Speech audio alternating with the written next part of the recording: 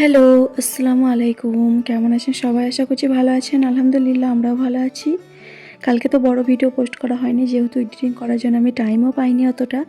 আর এই ভিডিওটা হচ্ছে আমরা যেদিন এসছিলাম পাঞ্জাব থেকে বাড়ি ফিরেছি। ওই সকাল ৯টার মতো বাজে তখন আমরা বাড়ি ফিরেছিলাম। তো এসে আর কোনো কিছু ভিডিও বানানোও হয়নি। আর খুবই টায়ার্ড ছিলাম। সে জায়গায় খিচুড়ি খাইয়ে দিয়েছিলাম। মামুনি বানিয়ে রেখেছিল।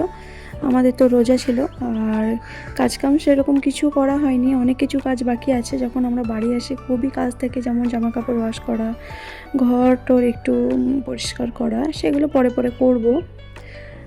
আরও তো বাকি টাইম আছে। আর আজকে আমি শেয়ার করছি হচ্ছে শ্বশুরবাড়িতে প্রথম ইফতার করব, সেগুলি আমি বানাচ্ছি।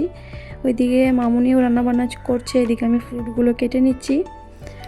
তো এখন ঘড়িতে বাজে হচ্ছে ওই বিকেল 5টার মতো। এদিকে সিআইডি টাইম হচ্ছে ওই 5:57 এরকম টাইমে। আমরা যখন পাঞ্জাবে ছিলাম তখন টাইম ছিল হচ্ছে 6:40, মানে 1 ঘন্টার ফারাক আর কি, 1 ঘন্টা বেশি ওখানে। আর সিআইডি টাইমটাও সেম, 1 ঘন্টা বেশি ওখানে। আর এদিকে একটু আগে আগে এদিকে আমি ফ্রুটগুলোও কেটে নিয়েছি। এখানে ফ্রুটে আমি দিয়েছি হচ্ছে ওয়াটারমেলন, তারপরে বেনানা, অরেঞ্জ, অ্যাপেল। তো সমস্ত কিছু কেটে কাটাকুটি করার পর আমি সবার লাস্টে পাপায়াটা কেটে নিয়েছি। পাপায়াটা কাটতেই ভুলে গিয়েছিলাম, ফ্রিজে ছিল। তো তাড়াতাড়ি করে মানে মামুনি মনে করিয়ে দিল যে পাপায়াও আছে। তো সে পাপায়াটাও আমি কেটে নিচ্ছি। আর একটা বাড়িতে ইফতারি দেওয়া হবে, তো ভাবলাম সিম্পল ফ্রুটটাও কেমন কেমন লাগছে হালকা। তো আমি তাড়াতাড়ি করে একটু পেঁয়াজি বানিয়ে নিয়েছিলাম, যে আলুটা থাকে আলুটা গ্রেট করে নিয়েছিলাম।